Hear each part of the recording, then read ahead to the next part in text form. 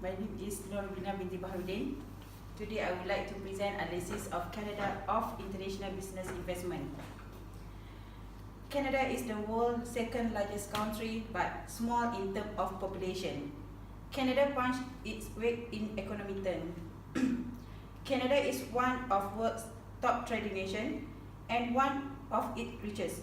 Alongside a dominant service sector, Canada also has vast oil reserves and is a major exporter of energy, food and minerals. This is an overview of Canada. Population 34.7 million. Currency Canadian dollars. Capital Ottawa. Next. Now we look a bit into leaders of Canada and how his leadership influenced the economics. The Prime Minister won a resounding election victory for his Liberal Party in October 2015, ending the 9 years of Conservative government under Stephen Harper. He campaigned on promises to shift some of the tax burden from middle-income earners to the richest Canadians and run a budget deficit to allow spending on infrastructure and boosting growth. Every country has their own trade policy.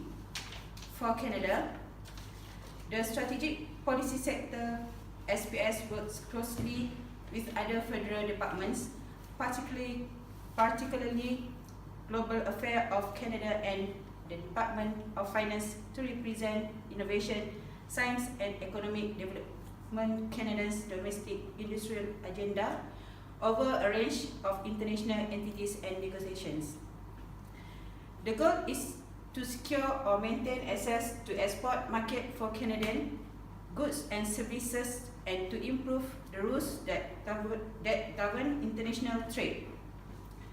To carry out this work, the SPS monitor and evaluates trade and investment policy development at home and abroad, conducts analysis and issues related to the trade industry relationships, represent Canadian economic interests and multilateral negotiations such as those at meeting of the World Trade Organization, participate of Canadian delegation in bilateral trade negotiation by providing industry-specific input on issues pertaining to non-agricultural goods, service and investment, and prepare briefing material and advice for the Minister and Deputy Minister on trade policy issues that cut across innovation, science and economic development Canada sector.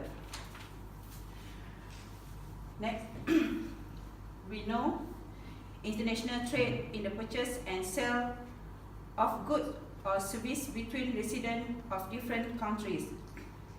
The trade may be individual, private business or government agency.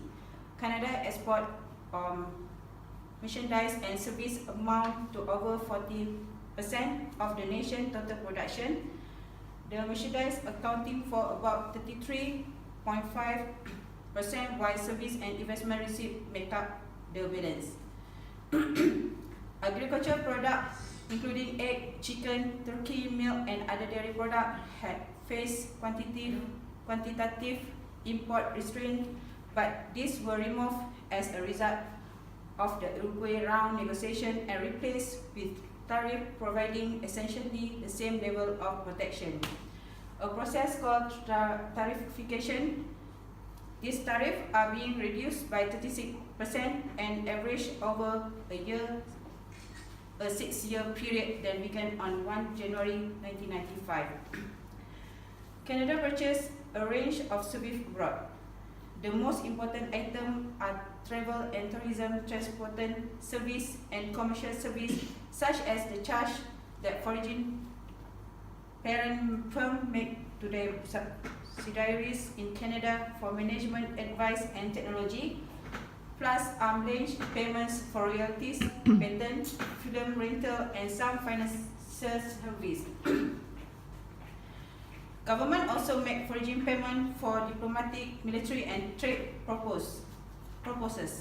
At the same time, Canada received revenue from the foreign residents for similar type of service provided to them. Consequently, total payment to non-resident greatly exceed received from them. Next. Investment income of Canada. When Canada borrow funds, either by issuing bonds or other types of debt, or by welcoming foreign firms establishing subsidiaries in Canada, payment must be made for the use of the capital involved. This may take the form of interest, dividend, or corporate undistributed earnings which are reinvested to increase the foreign ownership of Canada industry. Similarly, Canada receives payment from foreigners for the use of capital its resident invest abroad. Canada has borrowed much more than it has lent abroad, however, and in 1969 had a net international indebtedness of about 356 billion and an annual deficit in service charge on this debt of over 28 billion, nearly all of which is attributable to net interest charge on Canadian bonds of various maturities.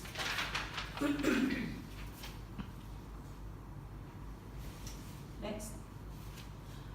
How do Canada analyze any issue towards their economics? The Canada Capital Market Association, CCMA, is a non-profit organization that was created to analyze issues arising in the Canadian and international capital markets.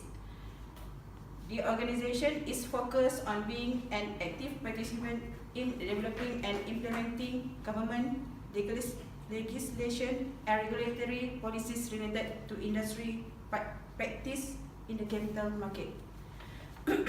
Next. For the trade barriers, Canada has tax barriers and policies in place that keep its small business from growing into big business with more resources to hire, invest and innovate. Big firms are more productive, which is essential to the competitiveness of the Canadian economy. Yet only 1.4% of mid-sized Canadian firms become big business. To grow Canada's companies, the government needs to change the corporate tax rates and break the penalized growth. Next. However, Canada lost 3.12 billion to cybercrime per year, and nearly half of all small businesses have been the victim of a cyber attack because they are less equipped to handle attacks. The government has a role to play in ensuring small businesses get help with their digital literacy and cyber resilience.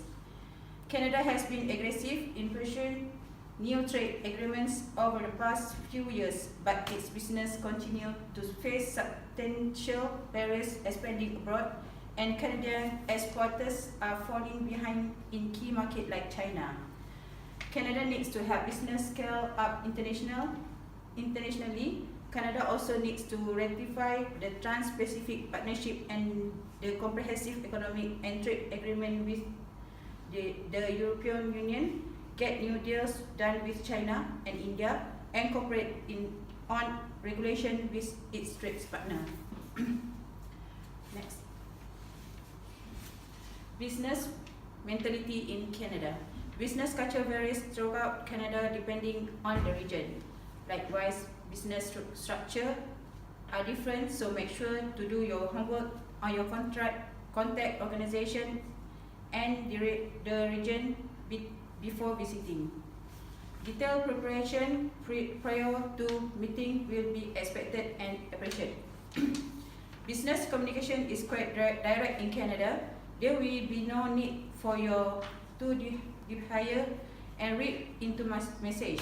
Email and telephone call should also be direct and succinct. Note that a great importance is given to respecting everyone's opinion, regardless of rank and status. People expect the right to be heard and listened to. Decisions are not usually made until all the facts are at hand. Business hours are generally 9 a.m. to 5 p.m. Monday to Friday, morning Mornings tend to be the preferred time for appointments.